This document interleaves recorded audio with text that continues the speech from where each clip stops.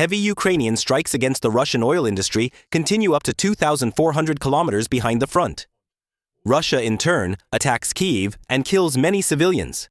Meanwhile, a Russian military blogger reports that Russian soldiers at the front are facing serious supply problems and sometimes deliberately eat very little in hopes of being pulled from the front due to malnutrition. We want to talk about what has happened along the front, here in this situation report on the war in Ukraine. Holy smokes! Now save the most at Holy with my code. Ukraine has hit the refinery in Omsk. That is one of the largest Russian refineries, which had not been attacked until now. And the reason it hadn't been attacked until now is simply because it's in Omsk. That's east of the Urals in Siberia, more than 2,400 kilometers from the front, so deep in the Russian hinterland. The Russians tried to fend off the attacks, among other things, by using Sukhoi 57 stealth fighter jets, which we can see here. Yes.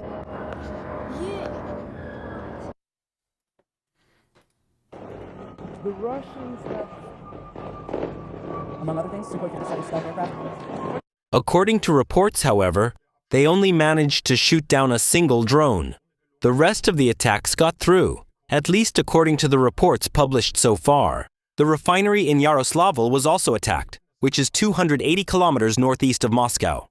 Hits were also scored here. According to the Ukrainians, Russian refinery capacity has now been reduced by over 40%. They are talking about 42% here, 42.7%, which they say they have achieved. They are talking about reducing Russian refinery capacity. And that's one of the reasons why lines have now formed at gas stations practically all over Russia, while prices are rising. The Russians are, of course, simultaneously taking measures to maintain logistics despite the attacks. And one of these is the use of tankers to supply Crimea. And here we have footage from the Ukrainians showing how tankers are being hit. And here we see oil tanks that have been attacked. So the fighting continues from the Ukrainian side. The attacks are ongoing. In this case, the Ukrainians report that they have hit 2 tankers in the Sea of Azov that were on their way to deliver fuel to Crimea. Likewise, an oil depot in Kerch was hit again, and the port of Kerch was also struck. As Firms shows, fires have broken out there. At the same time, S-400 air defense systems and radar equipment were also hit. So the weakening of the air defense continues, making follow-up attacks more successful. Russia, for its part, has responded again with a large-scale attack, or rather has carried out a large-scale attack on Ukraine. At least 20 civilians were killed in the process. According to Ukrainian sources, 6 Zircon missiles were used. These are cruise missiles originally intended for anti-ship use, and they are hypersonic. In addition, 23 Iskander-M ballistic missiles and 33 Kh-1001S, which are air-launched cruise missiles, 6 Kalibr cruise missiles, which are usually launched from ships, as well as 351 one-way attack drones such as Shahed and similar types. Ukraine reports that it shot down 31 out of 33 Ki-101s, 6 out of 6 calibers, and 326 out of 351 one-way drones. But according to this information, Iskander and Zircon were not shot down, which of course could be an indication of a lack of interceptor missiles against ballistic missiles. This is not yet a conclusion, a final statement, because fundamentally it of course depends on the location of the attack. It depends on whether there was rotation, whether units were rotated, whether missiles were on their way, whether the magazines were already emptied. All these kinds of things can also lead to this result. But in general, it is of course a sign of weakness in the Ukrainian air defense and shows one of the problems, especially since the Russians have further increased the production of ballistic missiles. In addition, the Ukrainians probably lost a Mi-8 during an anti-drone mission, likely as part of these attacks. That's one of the transport helicopters with a crew of 4. And all 4 crew members were killed. Let's move on to the developments along the front, and I have new reports from Kupiansk. We have a geolocation south of Sapatne, where a Russian infiltration took place along the road here. Russian operations have been taking place there again for some time, north of Kupiansk, and the Russians have also managed to penetrate into Kupiansk itself. We have geolocated Russian presence in this area, which means the Russian infiltration in Kupiansk continues. According to Ukrainian sources, however, there is now a fuel shortage on the Russian side in the direction of Kupiansk. This is also being reported here by the Ukrainian side. And of course, it is obvious that the attacks on logistics, and especially the attacks deep in the rear area, are increasingly having their effect along the front, where less fuel is arriving as a result. So the Russians will have to walk. And do you know how to walk more comfortably? Of course, with good underwear, whether it's socks or underpants or boxer shorts. And today's sponsor can help you with that. Okay, let's be honest. Most of you are probably not here because of my looks, and probably don't want to see me in underwear either. Still, underwear is obviously important, and it's also important to be comfortable. I now wear underwear from Snogs, mainly boxer shorts and sneaker socks. With products like these, you don't notice the quality because they look spectacular, but because you don't really notice them in everyday life.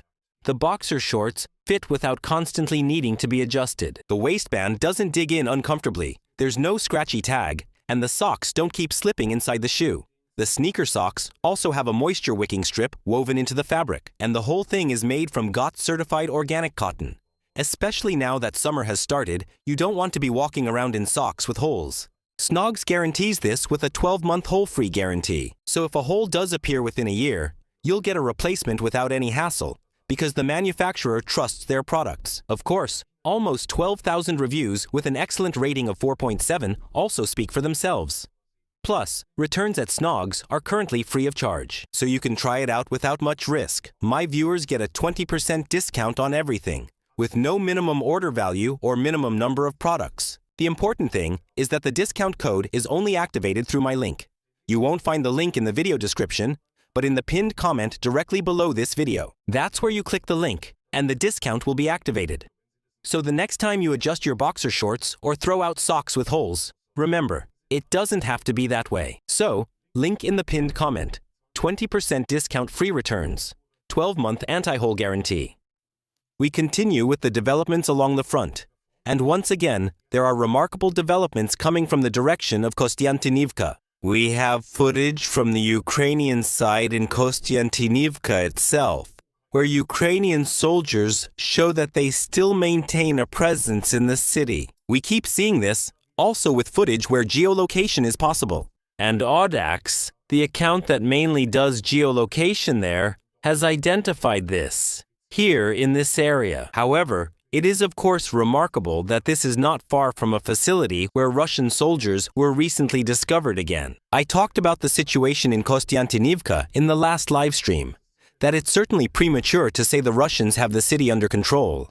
However, we can see that the Russians are operating in almost all parts of the city, while this is no longer visually confirmed from the Ukrainian side. So things are definitely going well for the Russians in Kostiantynivka. However, to declare, especially conclusively, that there are no more Ukrainian soldiers in Kostiantynivka, or to say that the Russians have captured Kostiantynivka, is clearly too early. That doesn't change even if the Russians are sitting together. I also want to say that they are now in the outskirts of Alexeyevo-Druzhkivka, and they are already fighting there. That's up here. I don't see that this is correct in any way yet. I mean, of course, you could be extremely optimistic now. We recently had a geolocation from roughly this area, and that's not far from there anymore. But as I said, an incursion into Alexeyevo-Druzhkivka still hasn't been visually confirmed. Further south from there, in the direction of Pokrovske, we have an interesting development. Because Ukrainian counterattacks have been taking place there practically since the spring, and the Ukrainian side has been very sparing with information about this. And here we have the French analyst Clément Mollin, who mainly works with satellites in various fields. In doing so, he often analyzes artillery and glide bomb deployments, and can thus naturally identify the focus of operations. Because if there are especially many impacts in a certain area, then it's obvious that the Russian side is currently focusing there. And he has observed that the impacts from glide bombs are moving further and further to the southeast. So it clearly shows that the Russians are dropping glide bombs closer and closer to their previous positions, or even already on them. And according to him, the Ukrainians have already advanced accordingly. They have entered Pidupna here, and possibly already in Myrna as well. That's what he assumes based on the current footage. So here we see another Ukrainian advance in this direction. It's very likely based on this analysis data. However, again, it's only a few kilometers. But for several months now, the Ukrainians have been slowly advancing here. Even individual Russian infiltrations, like the ones that recently occurred in Iskra, don't fundamentally change anything. That's all from the region. Now we'll move to Crimea, as things are ongoing there. It's not just the tankers heading toward Crimea to deliver fuel that are being attacked. There are also continued attacks by the Ukrainians on the peninsula itself. Recently, Ukraine attacked switching stations in Crimea, and this has had massive effects, as can be seen on satellite images. If we take a look, we can see that the nighttime images show how much of Crimea has gone dark because of the Ukrainian attacks on the infrastructure there.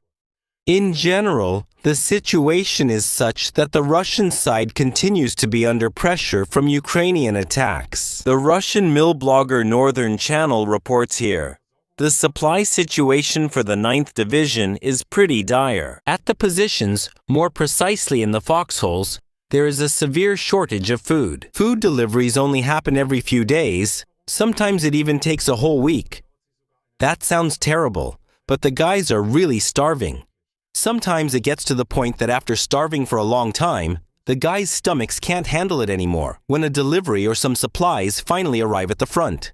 Unfortunately, the commanders lack a sense of responsibility toward their subordinates, and they don't care at all about the soldiers at the positions. Once again, we can blame the enemy and say that the guys are suffering because of them, which is true, but very often they are suffering precisely because of their commanders.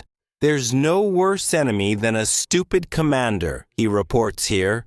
And after that, one of his readers described his own situation to him in a message. When you deliver by drone, either the position or the drop-off point gets revealed. Of course, because the drones have to land somewhere. They have to arrive somewhere.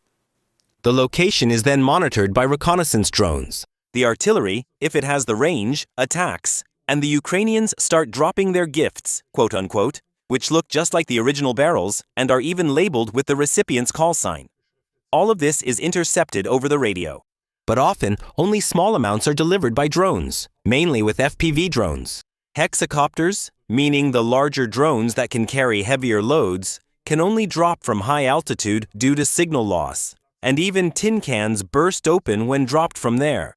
Nevertheless, the majority of food and combat equipment is transported on foot, and if a supply sack isn't packed carefully, animals can tear it open during that time as well. Additionally, the sacks are often tossed around and reloaded during transport, especially when drones are in use. There are days when supplies and fuel are delivered. The wounded and fallen are transported away, and then the rations are left behind and have to wait. He also says that some soldiers deliberately weaken themselves in order to be pulled back from the front. Here, factors can also play a role, such as the fighters having the opportunity to eat normally or fetch water nearby, but they either don't eat, let themselves starve and weaken, so that they will be pulled back later or receive the order to retreat. In addition, lack of discipline creates further problems. Continuing with the quote, for example, grain and canned meat are delivered. The canned food is eaten, the grain remains unused, so make some soup, then the supplies will last longer. But no, after a hearty meal, they immediately stuff themselves with various canned foods, which then leads to various illnesses and problems. So instead of rationing, the soldiers sometimes eat nothing and then stuff themselves. Some food is also ignored because it doesn't meet their requirements. An officer at the front comments on the overall situation. If you constantly use the soldier as expendable material, he will either break down or find his own way out. The conclusion is uncomfortable but obvious. Our army is currently not facing a single problem, but rather a comprehensive decline on several levels. Logistics, fuel, drones, electronic warfare, personnel, discipline, and fighting spirit. In doing so, official rhetoric is increasingly trying to conceal the actual limitations with nice phrases about control, advances, and initiative.